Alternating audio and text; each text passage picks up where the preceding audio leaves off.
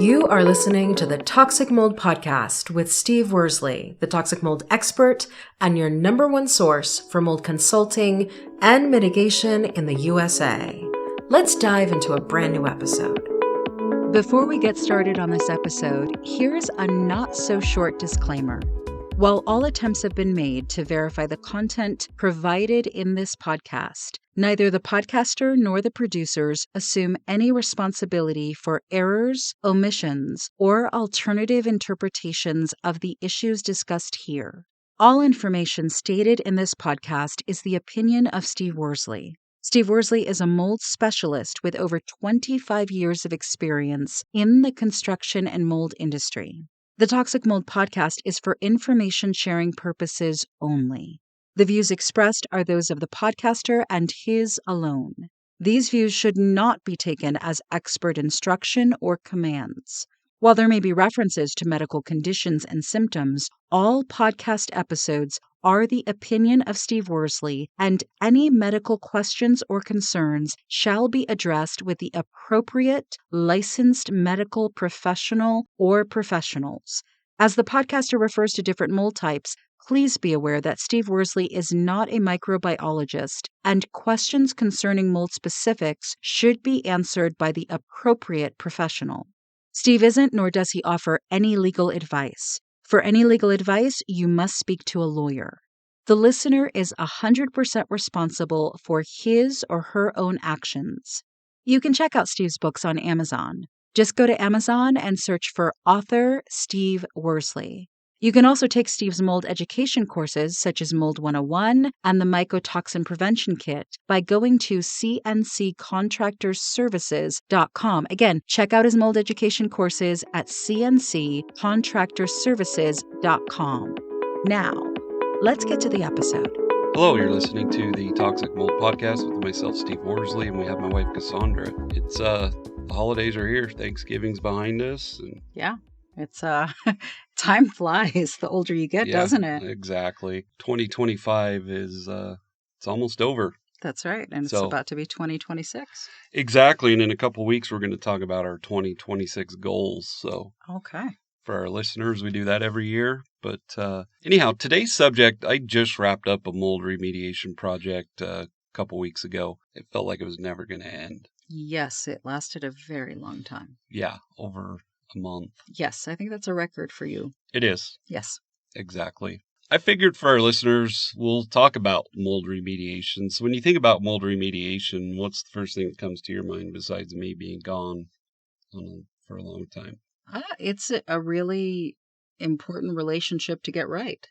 Very. And this client actually that I was on that job for, I had been in communications with them for over a year. Yeah. I mean, it takes a while to build a relationship with the right contractor, but I also think it's not just finding the right contractor, you have to be the right client.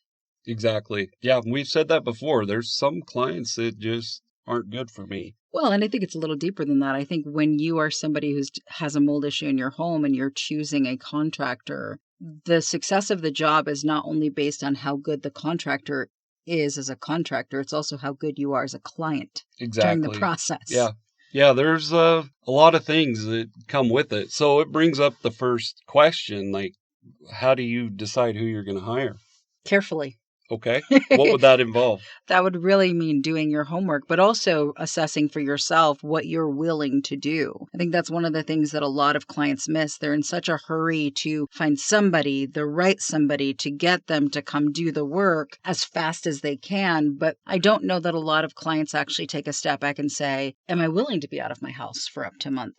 Am I willing to spend $30,000 to $60,000? Am I willing to clean up the habits that led to this mold problem or fix the issues with the grading? Like, I don't know that clients typically take a step back and say, what do I need to change in the future so this never happens to me, hopefully again? I don't know that they do that kind of self-awareness assessment. Yeah, and it brings up something, well, a lot of things, but first and foremost, don't get in a hurry. Exactly.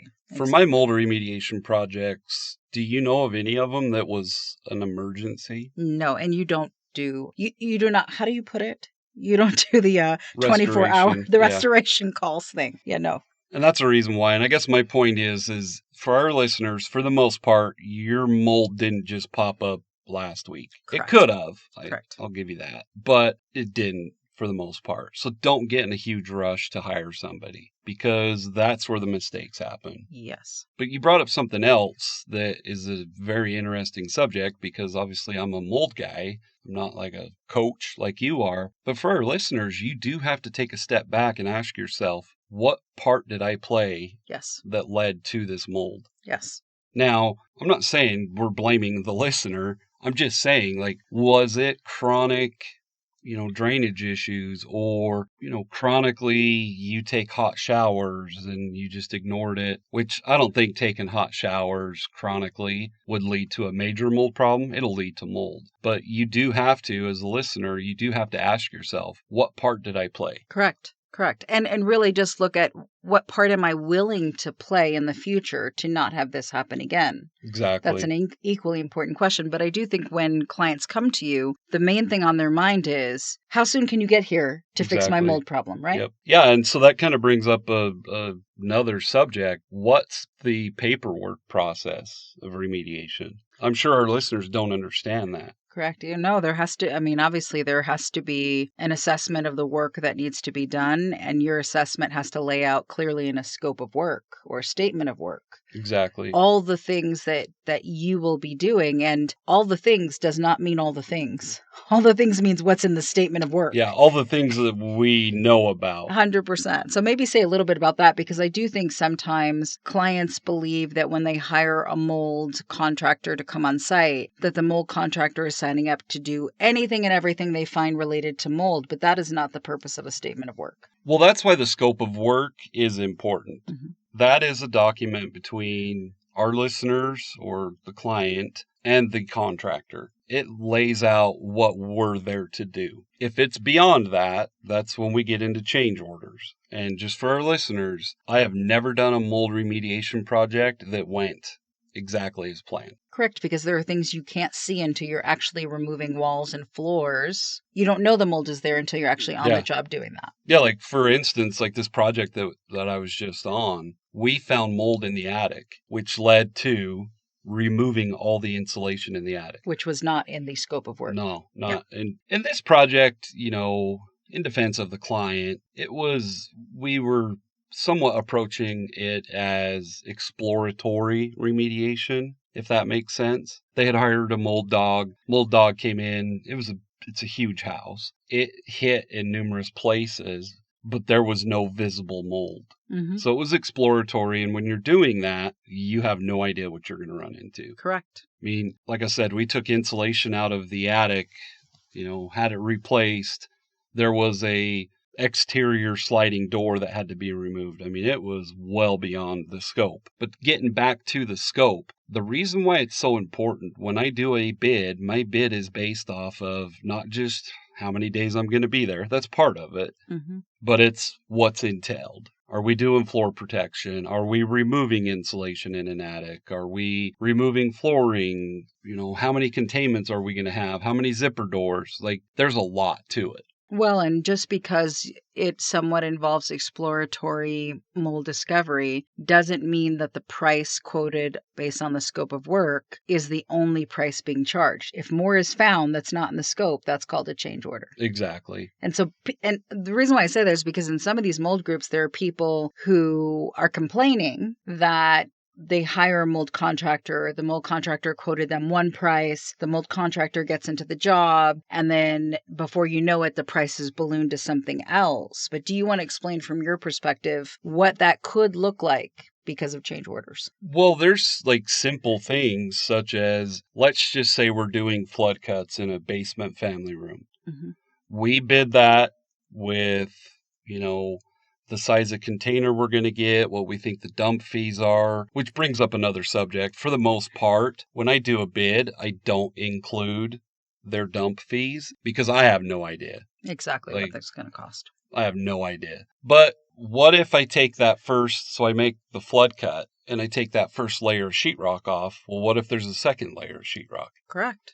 That just doubled the weight. Yep. And the area and the amount of bags or however we're, approaching it, it just doubled it. Yes. what if all of that sheetrock, so now there's 2 layers, what if it's all glued on, which is not normal? Mm-hmm. Well, we have to get all the glue off of the framing members, the studs. Like, so is that what you were asking? Like, how Yeah. does the change order? So that the way that would work is I would contact my client and say, hey, we have 2 layers of sheetrock. Does that mean the bid is double? No. But we have to say, hey, it's going to take 40 more man hours. Wouldn't take that long, but you get the point. It's going to increase the dump fees, which goes back to, that's why I like to have the client. Now I help the clients and I tell them, get a 30-yard container, don't have it delivered till we're on site. But that's why I like the client to take care of that. Exactly. No, and I think that does cover it because, a lot of people are expecting that when they sign a contract with a mold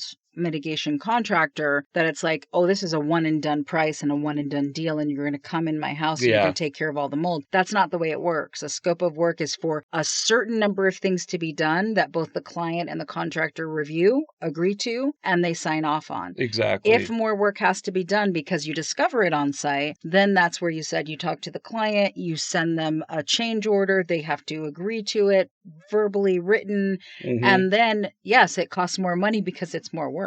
Exactly. And you brought up a good point. Just because you're bringing in a professional doesn't mean when they leave, all the mold is out of your home. Correct. We're performing the work that we were contracted to do. Which may not be inclusive of all the things required to handle the mold. Yeah, it's, let's just say you go into your dentist and you had a couple cavities and they get into it and they're like, well, we need to do a root canal. Well, they're not going to just charge you the price for the cavity. Exactly. They're going to charge you for the root canal. Yeah. And for our listeners, if you choose not to approve that change order, you're knowingly not going to have all the mold removed. Correct. But on the other hand, even if you do approve that change order, doesn't mean all the mold's going to be out of your home. Correct. And I do believe that is probably one of the biggest misnomers when it comes to remediation. Clients just think, oh, because Steve's on site and his crew, we're going to have everything done. Yeah. There's going to be no mold problems. Well, that's not how that works. 100%. Unless we're gutting your entire home. And that's also probably not what the client signed up for and is not what the client is paying for. So if they want all the things, then that has to be in contract form and signed off on and the price agreed to. Exactly. So let's back up a little bit, though. So for our listeners, when you're looking for a contractor, like what should they be looking for? Experience, references, how long it's going to take, and whether or not they actually believe, here's one, whether or not the mold contractor actually believes that mold is a problem. Yeah. I mean, because if you're hiring a mold mitigation contractor who's like, mold's not such a big deal. I mean, I'll do it for you, but it's just, you're blowing you probably have the wrong person on your mold support team. But on the other hand, maybe the contractor knows, well, I shouldn't say knows, they don't know till they start doing it, but maybe they do believe it's something else that's making the client sick. Does that make sense? It'd be like a project where, I've already been there, I've done remediation, now I'm coming back for a second time, and it's like, well, but you didn't address this, and this. So it's really not the mold that we have to address. You've got to address the defects that led to it. Does that make sense? No, I totally agree. I do think, though, and we've seen this with doctors, where you have certain doctors who don't believe that a particular illness is really the thing causing the thing. Yeah. So they treat other illnesses that you don't actually have. Right. Because they don't actually believe in the illness you actually do. Yeah. So I think when you're hiring a mold mitigation contractor, there has to be serious conversation about how serious does the mold contractor think this issue is. And they might be right that it's not that serious. But if it is that serious, you need somebody who knows it's that serious because they will not jump on the job and handle it appropriately if they think it's just, it's not a big deal.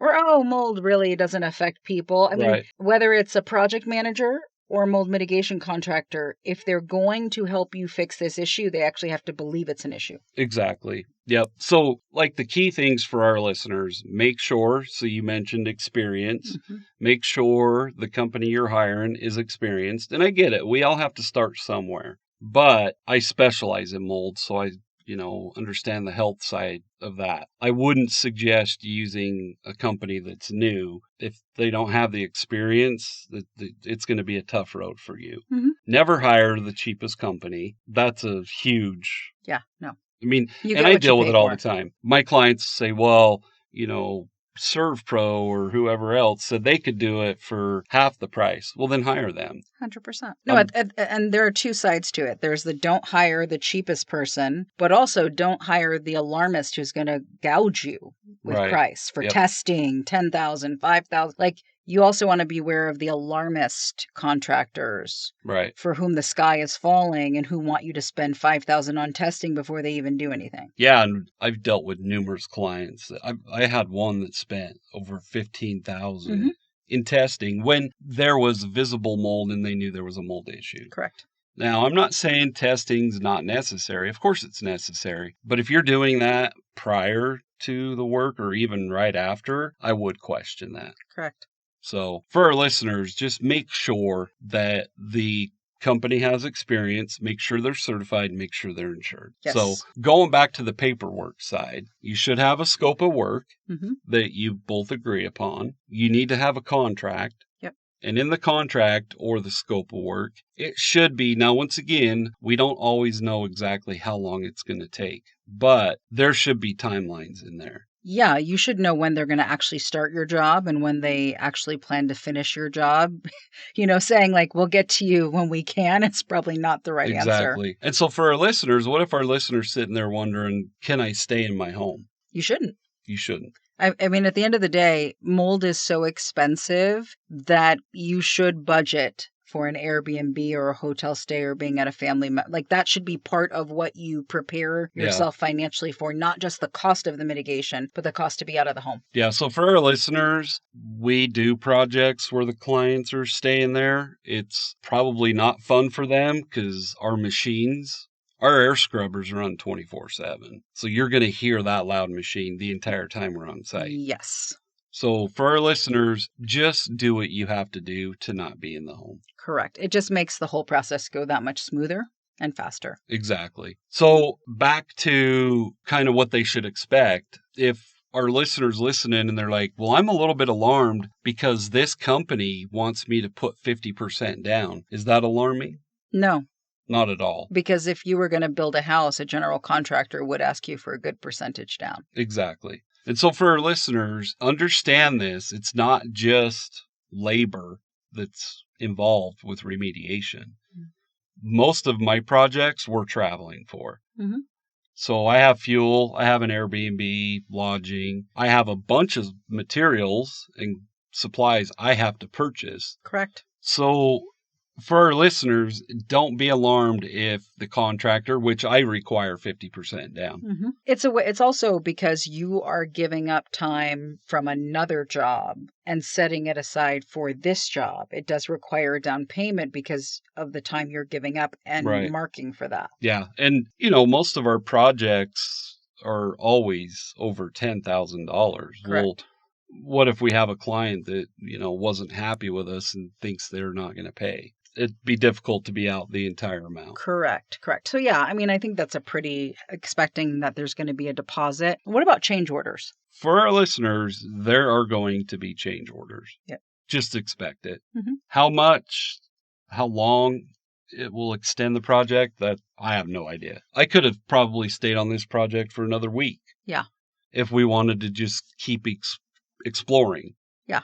Not saying it was necessary, but my point is you need to know what the change order, how long it's going to extend the project. Yes. But for our listeners, you're going to have change orders. Mold is the gift that keeps on giving. Correct. So just know the price is going to increase. Yes. And if you choose not to approve those, then we do what was in our scope of work and we leave. Correct. And this is where it goes back to the whole idea of not only do you want a really good mold contractor, but you also have to make sure you're a good client. Right. And making sure you're a good client is saying, am I ready and prepared for change orders because they're probably inevitable? Am I staying in the home or going out of the home to allow for the maximum benefit of all the work being done in a timely, am I the client that I would want to have if the shoe were on the other foot? Exactly. Yep. So for our listeners, when it comes to change orders, expect it. Yes, it's just a part of the process. Yeah. Like I said, it's like going and getting a cavity addressed with your dentist and expecting that there will not be anything else. Absolutely. So what's your call to action for people? Make sure you vet the remediation contractor. Do your homework. It doesn't take that much time, and trust me, it'll be worth it. Yep. So we have on our website, we have VPAs, which is a virtual property assessment. Speaking of remediation, a lot of times that's what I do. Mm-hmm. I'll do a VPA first, just so I can kind of understand the layout of the home and, try to minimize the surprises. But I do offer VPAs. I've had not very many, but I've had several clients are like, well, what good's a VPA? You're not even here. You'd be surprised. Yes, exactly. I always obviously find issues that lead to mold, but it's very common for me to find mold on a VPA. Yes. So for our listeners, they're not that expensive. I don't know the price. You would think I would know that. But you can go right to our website. You can book it. We get it scheduled. It usually is going to take several hours. This isn't just an hour and a half. Correct. It's going to be 4 or 5 hours. Correct. But we do offer those. They're not as good as on site, but we have them. Absolutely. All right. For all you listeners, we appreciate all of you. Have a great week. Thanks for tuning in. If you're worried about mold or indoor air quality in your home but don't know where to start, CNC Contractor Services has you covered.